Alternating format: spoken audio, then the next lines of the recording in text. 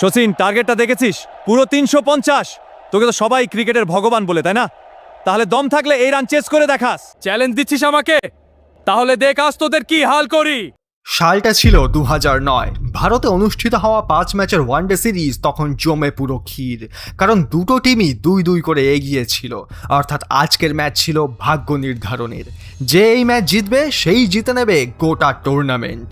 কিন্তু এই দিন অস্ট্রেলিয়ার অহংকার এতটাই বেড়ে গিয়েছিল যে তারা 350 রানের টার্গেট দিয়ে নিজেদের খুব বড় মনে করছিল। কিন্তু মাথা তো তখন গরম হলো যখন অহংকারে চুর রিকি পন্টিং সরাসরি সচিন তেন্ডুলকারকে চ্যালেঞ্জ করলো এই রান চেস করে দেখানোর জন্য। মানে ওরা ধরেই নিয়েছিল এই রান চেস করা আমাদের পক্ষে সম্ভব না। কিন্তু পন্টিং তখনও টের পায়নি যে ও কাকে কি বলে বসেছে। এরপর সচিন রেগে গিয়ে ওই বেয়াদব অজিদের এমন ধোলাই দিলেন যার ভয়ানক দুঃস্বপ্ন তারা আজও ভুলতে পারেনি। সেদিন সচিন এমন এক ঐতিহাসিক আর বিধ্বংসী ইনিংস খেলেছিলেন যা ক্রিকেট ইতিহাসে চিরদিনের জন্য অমর হয়ে গেছে। নমস্কার বন্ধুরা, শুরু হচ্ছে আমাদের আজকের এপিসোড হায়দ্রাবাদে সচিন ঝড়। অস্ট্রেলিয়ার অধিনায়ক রিকি পন্টিং টসে জিতে প্রথমে ব্যাট করার সিদ্ধান্ত নিল। ওপেনিংয়ে নামলেন শেন ওয়াটসন আর শন মার্শ। ভারতের হয়ে বোলিং শুরু করলেন প্রবীণ কুমার। প্রথম ওভারে প্রবীণ দারুণ বল করলেন, দিলেন মাত্র 3 রান। এরপর দ্বিতীয় ওভারে এলেন আশিস নেহরা। কিন্তু ওভারের প্রথম বলেই ওয়াটসন একটা দুর্দান্ত ফ্লিক শট খেলে 4 মেরে দিলেন। শুরুর দিকে বল কিছুটা সুইং করছিল, তাই দুজনে একটু দেখে শুনে খেলছিলেন। কিন্তু পঞ্চম ওভারে শন মার্শও একটা অনবদ্য পুল শটে বাউন্ডারি হাঁকালেন। এরপর সপ্তম ওভারে প্রবীণ কুমারকে ব্যাক টু ব্যাক দুটো কড়া 4 মারলেন ওয়াটসন। বোলারদের এভাবে মার খেতে দেখে ধোনিও তখন চিন্তায় পড়ে গেছেন। কিন্তু ওয়াটসনের আসল রুদ্ররূপ তো তখনও দেখা বাকি ছিল। নবম ওভারে নেহরা ওয়াটসনকে একটা শর্ট বল করলেন, আর সেই বলে এক মারাত্মক পুল শটে ছক্কা হাঁকিয়ে দিলেন তিনি। পেসারদের ভীষণ মার খেতে দেখে ধোনি এবার বল তুলে দিলেন মুনাফ প্যাটেলের হাতে। কিন্তু ওয়াটসন যেন আরও খ্যাপাটে হয়ে উঠলেন। প্রথমে পুল শটে 4 আর তারপর সোজা মুনাফের মাথার ওপর দিয়ে এক বিশাল ছক্কা। 10 ওভার শেষে অস্ট্রেলিয়ার স্কোর গিয়ে দাঁড়ালো 56 রানে। ঠিক এই সময়েই ধোনি বোলিং পাওয়ার প্লে নেওয়ার সিদ্ধান্ত নিলেন এবং এন্ড চেঞ্জ করে নেহরাকে আবার বোলিংয়ে আনলেন। ভারতীয় ভক্তরা আশা করেছিল ধোনির এই চালে হয়তো কাজ দেবে, কিন্তু ওয়াটসন দ্বিতীয় বলেই 4 মেরে সেই আশায় জল ঢেলে দিলেন। শুধু এই না, ঠিক পরের বলেই আবার এক দানবীয় ছক্কা মেরে নিজের হাফ সেঞ্চুরিও পূরণ করে ফেললেন। ওয়াটসন তখন যেন কোনো ক্ষুধার্ত নেকড়ের মতো ব্যাটিং করছিলেন, আর ওপাশে ওয়াটসনের এই ব্যাটিং দেখে শন মার্শের ভেতরের শয়তানটাও জেগে উঠল।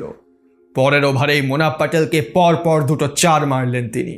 2 ব্যাটার ভারতীয় বোলারদের এমনভাবে পেটাচ্ছিলেন যেন কোনো পাড়ার বোলারদের সাথে খেলছেন। পেসারদের এই দশা দেখে ধোনি এবার স্পিন আক্রমণে আনলেন রবীন্দ্র জাডেজা আর হরভজন সিংকে। দুজনেই দুর্দান্ত বল করে পরের 2 ওভারে দিলেন মাত্র 9 রান। কিন্তু 15 নম্বর ওভারে জাডেজা একটা শর্ট বল করে বসলেন, আর ওয়াটসন সেই বলে এক জোরালো পুল শটে বল বাউন্ডারির বাইরে পাঠিয়ে দিলেন। 16 ওভারের মাথাতেই অজিতের স্কোর 100 রান পার হয়ে গেল। তবে হরভজন সিং এর বলে শন মার্শকে আউট করার একটা সুবর্ণ সুযোগ চলে আসে ভারতের সামনে, কিন্তু ধোনি তার ক্যাচটা মিস করে বসেন। আর এই ক্যাচ মিসের সাথে সাথেই মাঠে থাকা হাজারো ভারতীয় দর্শকের মন এক মুহূর্তে ভেঙে চুরমার হয়ে যায়। দর্শকদের এই কাঁটা ঘায়ে নুনের ছেটা দিতেই যেন ঠিক পরের ওভারেই শেন ওয়াটসন পরপর দুটো 4 মেরে ভারতকে আরও ব্যাকফুটে ঠেলে দিলেন। 2 ব্যাটার ততক্ষণে ক্রিজে পুরোপুরি সেট হয়ে গেছেন এবং ভারতীয় বোলারদের ওপর রীতিমতো স্টিম রোলার চালাচ্ছিলেন। তবে হরভজন সিং তখনও নিজের স্পিনের ভেলকিতে ব্যাটসম্যানদের বড় বড় শট খেলা থেকে কিছুটা হলেও আটকে রেখেছিলেন, আর সেই কারণেই অস্ট্রেলিয়ার রান রেট তখন 6-এর নিচে নেমে এসেছিল। 25 ওভার শেষে অজিতের স্কোর ছিল 144 রান, আর ওয়াটসন তখন 93 রানে ব্যাটিং করছিলেন। 26 নম্বর ওভার নিয়ে এলেন হরভজন সিং। ওভারের প্রথম বলেই মার্শ একটা সিঙ্গেল নিয়ে নিজের হাফ সেঞ্চুরি পূরণ করলেন। কিন্তু এরপর ওয়াটসন যখন স্ট্রাইকে এলেন তখন তিনি ভাজ্জির দিকে কটমট করে তাকিয়ে বললেন, তোকে ছক্কা মেরেই আমি আমার সেঞ্চুরি পুরো করব। ভাজ্জি আর অজিদের এই পুরনো শত্রুতার কথা তো পুরো দুনিয়া জানতো, আর ওয়াটসনের এই কথা শুনে ভাজ্জির মাথাও এক মুহূর্তে গরম হয়ে গেল।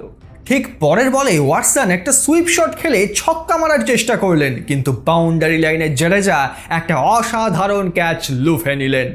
ব্যাস, অহংকারী ওয়াটসনকে সেঞ্চুরির দোরগোড়া থেকে প্যাভিলিয়নের পথ ধরতে হলো, আর ভাজ্জিও সিংহের মতো গর্জন করে ওকে ওর আসল জায়গাটা দেখিয়ে দিলেন। ওয়াটসন আউট হওয়ার পর এবার মাঠে নামলেন তাদের ক্যাপ্টেন রিকি পন্টিং। ওয়াটসন ফিরে যাওয়ায় অস্ট্রেলিয়ার রানের গতি কিছুটা হলেও কমে এসেছিল। 32 ওভার শেষে তাদের স্কোর ছিল 177 রান, কিন্তু ঠিক পরের ওভারেই পন্টিং যুবরাজ সিংয়ের বলে একটা লফটেড শট খেলে 4 মেরে দিলেন, আর তার পরের ওভারে মার্শো মোনাফ প্যাটেলকে বাউন্ডারি হাঁকালেন।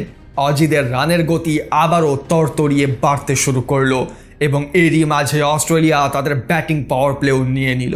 পাওয়ার প্লের দ্বিতীয় বলেই নেহেরাকে একটা চমৎকার ফ্লিক শটে 4 মারলেন মার্শ। এবার পুরো ভারতীয় দল চরম দুশ্চিন্তায় পড়ে গেল, কারণ অজিদের তখনও পর্যন্ত মাত্র একটা উইকেটই পড়েছিল আর স্কোরবোর্ডে 200 রান উঠে গিয়েছিল। পরের ওভার করতে এলেন হরভজন সিং, কিন্তু পন্টিং সেখানেও এক অনবদ্য প্যাডেল স্কুপ শটে 4 বের করে নিলেন। অস্ট্রেলিয়ার 2 ব্যাটারি তখন পুরোপুরি রুদ্রমূর্তি ধারণ করেছিলেন এবং প্রতিটা বলেই 4-6 মারার ধান্দায় ছিলেন। মাঠে তখন অজিদের রীতিমতো তাণ্ডব চলছিল, আর ধোনির মতো ঠান্ডা মাথার চালাক অধিনায়ককেও বড্ড অসহায় দেখাচ্ছিল। এই পরিস্থিতিতে ভারতের যে কোনো উপায়ে একটা উইকেট বড্ড দরকার ছিল, আর সেই দরকারি ব্রেক থ্রু এনে দিলেন প্রবীণ কুমার। একটা দুর্দান্ত স্লোয়ার বলে পন্টিংকে পুরোপুরি বোকা বানিয়ে সোজা বোল্ড করে দিলেন তিনি, এবং ভারতকে এনে দিলেন দ্বিতীয় সাফল্য। 40 ওভার শেষে 2 উইকেটের বিনিময়ে অস্ট্রেলিয়ার স্কোর ছিল 245 রান, আর শন মার্শের সাথে তখন ক্রিজে ছিলেন ক্যামেরন হোয়াইট। ভারতীয় দর্শকরাও তখন বেশ টেনশনে ছিলেন, কারণ ম্যাচের আর মাত্র 10 ওভার বাকি, অথচ অস্ট্রেলিয়ার হাতে এখনও 8-8খানা উইকেট মজুদ ছিল। প্রত্যেকটা ব্যাটসম্যানই পাওয়ার হিটার। 41 নম্বর ওভারের দ্বিতীয় বলে 2 রান নিয়ে শন মার্শ তার ওয়ানডে কেরিয়ারের প্রথম সেঞ্চুরিটা করে ফেললেন। সেঞ্চুরি করার পর মার্শ যেন আরও ভয়ঙ্কর হয়ে উঠলেন। 43 নম্বর ওভারে নেহেরাকে এক বিশাল ছক্কা হাঁকালেন তিনি। ঠিক পরের বলেই তিনি আবারও একটা ছক্কা মারার চেষ্টা করলেন, কিন্তু এবার বাউন্ডারি লাইনে গৌতম গম্ভীর একটা চোখ ধাঁধানো ক্যাচ লুফে নিয়ে ওই অজি ব্যাটারকে টাটা বাই বাই বলে দিলেন। তবে ততক্ষণে অস্ট্রেলিয়ার স্কোর 271 রানে পৌঁছে গিয়েছিল। ভারতীয় দর্শকদের উইকেটের আনন্দ তখনও পুরোপুরি শেষ হয়নি। তার আগেই পরের ওভারে ক্যামেরন হোয়াইট জাডেজাকে 2 চোখ ধাঁধানো 4 মেরে বসলেন। ওদিকে অন্য প্রান্ত থেকে ডেভিড হাসিও ভারতীয় বোলারদের বেদম পেটাচ্ছিলেন। শেষ ওভারে হোয়াইট প্রবীণ কুমারকে একাই 14 রান ঠুকে দিলেন। যদিও ইনিংসের একদম শেষ বলে 33 বলে 57 রানের এক ঝড়ো ইনিংস খেলে তিনি আউট হন, কিন্তু ততক্ষণে তিনি অস্ট্রেলিয়ার স্কোর 350-এ পৌঁছে দিয়ে গিয়েছিলেন। ভারতকে ম্যাচটা জিততে হলে এবার করতে হতো 351 রান। ইনিংস শেষ হওয়ার পর অস্ট্রেলিয়ার সেই অহংকারী অধিনায়ক রিকি পন্টিং দম্ভের সাথে বলল, ভারতের অকাতি নেই যে তারা 351 রান তাড়া করে জিতবে। সচিন যদি নিজেকে ক্রিকেটের ভগবান মনে করে, তবে আজ আমাদের বোলারদের সামনে সেটা প্রমাণ করে দেখাক। পন্টিং যখন এই কথাগুলো বলছিল, তখন ও হয়তো ভুলেই গিয়েছিল যে ও আসলে সাক্ষাৎ যমরাজকে আমন্ত্রণ জানাচ্ছে। কারণ এই অপমানজনক কথা শুনে সচিন মনে মনে এমন এক ইনিংস খেলার প্রতিজ্ঞা করে ফেললেন, যা ক্রিকেট ইতিহাসে এর আগে কেউ কোনোদিনও দেখেনি। ভারতের ইনিংস শুরু হলো। ওপেনিং করতে মাঠে নামলেন সচিন আর শেহবাগ, আর ইনিংসের একদম প্রথম বলেই শেহবাগ একটা জোরদার শট খেলে পরিষ্কার বুঝিয়ে দিলেন যে ভারত এই বিশাল রান তাড়া করতে নিজের জান লড়িয়ে দেবে। দ্বিতীয় ওভারের প্রথম বলে শেহবাগ একটা দুর্দান্ত কাট শটে নিজের এবং ভারতের খাতা খুললেন 4 মেরে। 4 ওভার শেষে ভারতের স্কোর গিয়ে দাঁড়ালো 24 রানে। ষষ্ঠ ওভারে এলেন অজি বাঁহাতি পেসার ডগ বালিঞ্জার, আর এসেই সে শেহবাগকে স্লেজিং করে বলল, বাঁহাতি ফাস্ট বোলিং খেলা তোর অকাতের বাইরে। এই কথা শোনা মাত্রই শেহবাগ রাগে ফেটে পড়লেন এবং ঠিক পরের বলেই ক্রিজ থেকে কিছুটা সরে গিয়ে থার্ড ম্যানের ওপর দিয়ে এক আকাশ ছোঁয়া ছক্কা হাঁকিয়ে দিলেন। আর এই অজি বোলারকে তার যোগ্য জবাবটাও ঠিক জায়গা মতো দিয়ে দিলেন। এর পরের ওভারের প্রথম বলেই সচিনও একটা লফটেড শটে বাউন্ডারি মারল।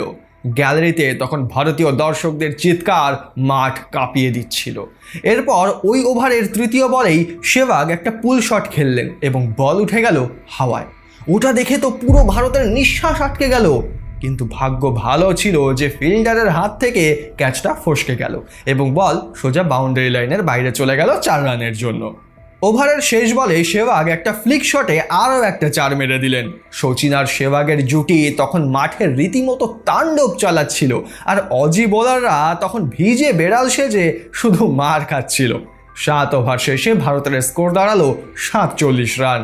পরের ওভারে সচিন এক অনবদ্য পুল শটে আবারও 4 মারলেন এবং এর সাথে ভারতের স্কোর 50 রান পার করলো। সাথে আম্পায়ার ওটাকে নো বল ঘোষণা করলেন। কানায় কানায় পূর্ণ স্টেডিয়ামে ভারতীয় দর্শকরা তখন উন্মাদের মতো উল্লাস করছিল। এরপর ফ্রি হিটে সচিন ব্যাকফুটে গিয়ে এক চোখ ধাঁধানো কাট শটে টানা দ্বিতীয় 4 মারলেন। ওভারের শেষ বলে সেহবাগ ক্রিজ ছেড়ে একটু সরে গিয়ে সপাটে একটা থাপ্পড়ের মতো শট মারলেন এবং বল সোজা সীমানার ওপারে চলে গেল। সচিন আর সেহবাগের এই টর্নেডো ব্যাটিংয়ের ওপর ভর করে মাত্র 8 ওভারেই ভারতের স্কোর 62 রানে পৌঁছে গেল। পরের ওভারে সেহবাগ একটা ফ্লিক শটে আরও একটা বাউন্ডারি হাঁকালেন। মনে হচ্ছিল ম্যাচটা যেন পুরোপুরি ভারতের কবজিতে চলে আসছে, কিন্তু ঠিক তখনই একটা পুল শট মারতে গিয়ে সেহবাগ ক্যাচ আউট হয়ে গেলেন।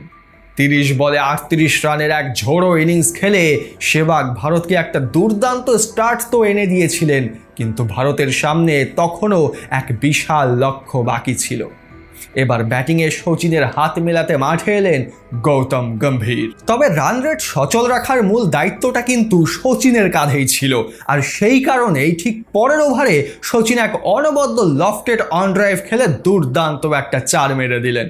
সচিন এবার অজি বোলারদের নির্মমভাবে পেটাতে শুরু করেছিলেন।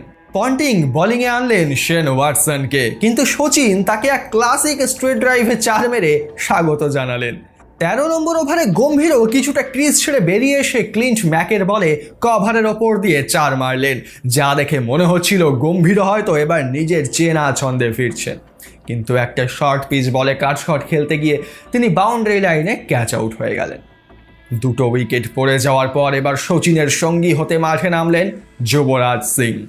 ওই ওভারেরই চতুর্থ বলে সচিন থার্ড ম্যান অঞ্চল দিয়ে এক নিখুঁত বাউন্ডারি হাঁকালেন। পরের ওভারে সচিন একটা সিঙ্গেলস নিয়ে নিজের হাফ সেঞ্চুরি পূরণ করলেন, আর এরই সাথে ভারতের স্কোরবোর্ডেও 100 রান উঠে গেল। ভারতকে জিততে হলে তখনও 251 রান করতে হতো। পরের ওভারে ম্যাকের একটা স্লোয়ার বলকে লফট করে সচিন আবারও 4 মারলেন। ভারতের 2 উইকেট পড়ে গেলেও সচিন কিন্তু রানের গতি একটুও কমতে দিচ্ছিলেন না। পেসাররা দেদার মার খাওয়ার পর পন্টিং এবার বল তুলে দিলেন স্পিনার নাথান হরিৎজের হাতে, কিন্তু যুবরাজ এসেই প্রথম বলেই তাকে 4 মেরে স্বাগত জানালেন এবং ওভারের 5ম বলে সচিনও এগিয়ে এসে একটা অনবদ্য 4 মারলেন। ভারত ম্যাচে দারুণভাবে কামব্যাক করছিল, কিন্তু ঠিক পরের ওভারে যুবরাজ ওয়াটসনের একটা স্লোয়ার বলে কট অ্যান্ড বোল্ড হয়ে ফিরে গেলেন। 126 রানের মাথায় ভারতের 3য় উইকেট পড়ে গেল। ম্যাচটা তখন হুবহু 90-এর দশকের মতো রূপ নিয়েছিল, যেখানে সচিন একাই পুরো দলের জন্য লড়াই করে যেতেন। এবার সচিনের সাথে যোগ দিতে মাঠে এলেন ভারতের অধিনায়ক MS ধোনি। ধোনি ক্রিজে এসেই বেশ কিছু ডট বল খেলতে শুরু করলেন, যার ফলে অস্ট্রেলিয়া আবার ভারতের ওপর চাপ সৃষ্টি করছিল। এই চাপ কাটাতে সচিন নিজেই কাউন্টার অ্যাটাক করার সিদ্ধান্ত নিলেন। 21 নম্বর ওভারে ওয়াটসন সচিনকে একটা বাউন্সার মারলেন, আর সচিন সেই বলে সোজা এক পুল শটে বলটাকে বাউন্ডারির বাইরে পাঠিয়ে দিলেন ছক্কার জন্য। ছক্কা খেতেই ওয়াটসন পুরোপুরি ক্ষেপে গেল এবং সচিনকে স্লেজিং করতে শুরু করলো। সচিনও এর জবাবে ক্রিজ ছেড়ে এগিয়ে এসে কভারের ওপর দিয়ে আরও একটা দুর্দান্ত 4 মারলেন এবং ওর মুখ একেবারে বন্ধ করে দিলেন। সচিনের ব্যাট থেকে তখন যেন আগুন ঝরছিল। পরের ওভারে সচিন ডাউন দ্য ট্র্যাক এসে হরিৎজেকে এক বিশাল ছক্কা হাঁকালেন এবং এরই সাথে ভারতের 150 রানও পূর্ণ হয়ে গেল। পুরো স্টেডিয়াম তখন সচিন সচিন রবে মেতে উঠেছে, কিন্তু সচিন সেখানেই থামলেন না। ঠিক পরের বলেই আবার এগিয়ে এসে আরও একটা 6 মেরে দিলেন। পুরো গ্যালারি তখন যেন পাগল হয়ে গিয়েছিল। সচিন মাঠে তখন একাই তাণ্ডব চালাচ্ছিলেন। এই সময় ধোনির উচিত ছিল তাকে শুধু সঙ্গ দেওয়া, কিন্তু একটা কাটশট খেলার চক্করে ধোনি ক্যাচ আউট হয়ে গেলেন এবং 162 রানের মাথায় ভারতের 4র্থ উইকেটটি পড়ল। ম্যাচ দেখে মনে হচ্ছিল সচিন যেন সম্পূর্ণ অন্য কোনো পিচে ব্যাটিং করছে আর বাকি ভারতীয় ব্যাটাররা খেলছেন অন্য পিচে। এবার সচিনকে সঙ্গ দিতে মাঠে এলেন সুরেশ রায়না। 27 নম্বর ওভারে রায়না ওয়াটসনকে লং অনের ওপর দিয়ে এক দুর্দান্ত ছক্কা মারলেন এবং ঠিক পরের বলে পয়েন্টের ওপর দিয়ে এক নিখুঁত 4 বের করে দিলেন। বেশ কিছুক্ষণ চুপচাপ থাকার পর ভারতীয় দর্শকরা আবার একটু অক্সিজেন পেল। সচিন তখন 99 রানে ব্যাটিং করছে আর পুরো স্টেডিয়াম দাঁড়িয়ে তার ঐতিহাসিক সেঞ্চুরির অপেক্ষা করছিল। 27 নম্বর ওভারে সচিন একটা সিঙ্গলস নিয়ে মাত্র 81 বলে নিজের ওয়ানডে কেরিয়ারের 45তম সেঞ্চুরিটা পূরণ করে ফেললেন। কিন্তু সচিন এই সেঞ্চুরিটা সেভাবে উদযাপন করলেনই না, কারণ তিনি জানতেন কাজ এখনো অর্ধেক বাকি, জয়ের জন্য লক্ষ্য এখনো অনেক দূরে। 30 নম্বর ওভারে সচিন আরও একটা ছক্কা মেরে ভারতের স্কোর 200 পার করে দিলেন। 30 ওভার শেষে 4 উইকেটের বিনিময়ে ভারতের রান ছিল 201। এবার বাকি 20 ওভারে ভারতের দরকার ছিল 150 রান। ঠিক পরের ওভারে রায়নাও ডাউন দ্য ট্র্যাক এসে আরও একটা ছক্কা হাঁকালেন আর তার পরের ওভারে সচিনও মারলেন দুর্দান্ত এক 4। সচিন আর রায়না মিলে অজি বোলারদের এমন ধোলাই দিচ্ছিলেন যা তারা স্বপ্নেও ভাবেনি। এমন কোনো ওভারই যাচ্ছিল না যেখানে 4 বা ছক্কা আসছিল না। পন্টিং তখন মনে মনে ভাবছিল যে সে কেন শুধু শুধু ভারতীয় ক্রিকেটের ভগবানকে চটাতে গেল।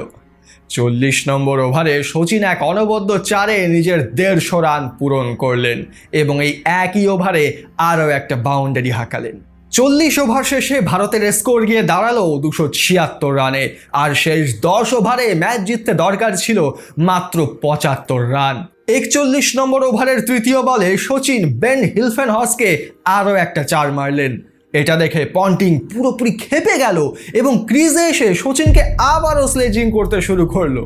কিন্তু সচিন তো ক্রিকেটের ভগবান, তিনি এর জবাব দিলেন ওই ওভারেরই পরের বলে একটা কড়া কভার ড্রাইভে 4 মেরে।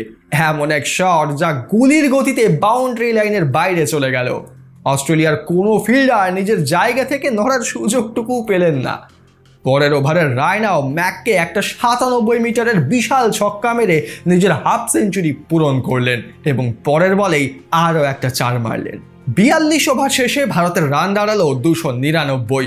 শেষ 8 ওভারে ভারতের জয়ের জন্য দরকার ছিল মাত্র 52 রান। ম্যাচ তখন পুরোপুরি ভারতের পকেটে চলে এসেছে, কিন্তু ঠিক পরের ওভারে একটা বড় শট খেলার চক্করে শেন ওয়াটসনের বলে ক্যাচ আউট হয়ে গেলেন সুরেশ রায়না। একই ওভারে সচিন একটা সিঙ্গলস নিয়ে ভারতের 300 রান পূরণ করলেন ঠিকই, কিন্তু ওভারের শেষ বলে ওয়াটসন হরভজন সিংকেও 0 রানে আউট করে দিলেন। 300 রানের মাথায় ভারতের 6 নম্বর উইকেটটি পড়ে গেল। এবার মাঠে এলেন রবীন্দ্র জাডেজা আর এসেই তিনি ব্যাক টু ব্যাক 3টে 4 মেরে দিলেন। এবার 18 বলে ভারতের জয়ের জন্য দরকার ছিল 19 রান, কিন্তু 48 নম্বর ওভারে ঠিক প্রথম বলে একটা প্যাডেল স্কুপ শট খেলতে গিয়ে ক্যাচ আউট হয়ে গেলেন সচিন তেন্ডুলকর। 140 বলে 175 রানের এক অবিশ্বাস্য ঐতিহাসিক ইনিংস খেলে সচিন যখন প্যাভিলিয়নের দিকে ফিরছিলেন তখন মনে হচ্ছিল যেন পুরো স্টেডিয়ামে নীরবতা নেমে এসেছে। আর ওদিকে অজিরা তখন পাগলের মতো উল্লাস করছিল। যদিও তখনও 17 বলে মাত্র 19 রান দরকার ছিল, কিন্তু ওই ওভারেই জাডেজাও রান আউট হয়ে গেলেন। এক সময়ে যে ম্যাচটা পুরোপুরি ভারতের মুঠোয় ছিল এবার সেটা হাত থেকে ফসকে যাচ্ছিল, ঠিক যেমনটা ভারত বছরের পর বছর ধরে করে আসছিল। সচিনের অমানসিক পরিশ্রমের ওপর বাকি দল জল ঢেলে দিত। আজকেও ঠিক সেটাই ঘটছিল। 49 নম্বর ওভারের প্রথম বলে আশিস নেহরাও একটা বড় শট মারতে গিয়ে ক্যাচ আউট হয়ে গেলেন। ভারতের তখন 9টা উইকেট পড়ে গেছে, কিন্তু পরের বলেই প্রবীণ কুমার এক অনবদ্য ছক্কা মেরে ভারতকে আবারও ম্যাচে ফিরিয়ে আনলেন। এবার শেষ ওভারে ভারতের জেতার জন্য চাই 8 রান আর হাতে মাত্র একটি উইকেট, কিন্তু ওভারের চতুর্থ বলে প্রবীণ কুমারও রান আউট হয়ে যান এবং ভারতের রুদ্ধশ্বাস ম্যাচটি মাত্র 3 রানে হেরে যায়। তবে এই ম্যাচটি হারলেও পুরো ক্রিকেট বিশ্ব জুড়ে শুধু সচিনের ওই ইনিংসেরই চর্চা চলছিল, যা একাই মহাশক্তিশালী অস্ট্রেলিয়াকে প্রায় হাঁটু গেড়ে বসিয়ে দিয়েছিল আর ওই অহংকারী রিকি পন্টিংকে বুঝিয়ে দিয়েছিল যে কেন তাকে ক্রিকেটের ভগবান বলা হয়। বন্ধুরা, সেদিন সচিন তেন্ডুলকরের এই ঐতিহাসিক ইনিংসকে আপনি 10-এর মধ্যে কত নম্বর দেবেন নিচে কমেন্ট করে জানান। ভিডিওটি ভালো লাগলে ভিডিওটিকে একটি লাইক করে দিন আর এরকমই ক্রিকেটের ভিডিও দেখার জন্য চ্যানেলটিকে সাবস্ক্রাইব করে রাখতে পারেন।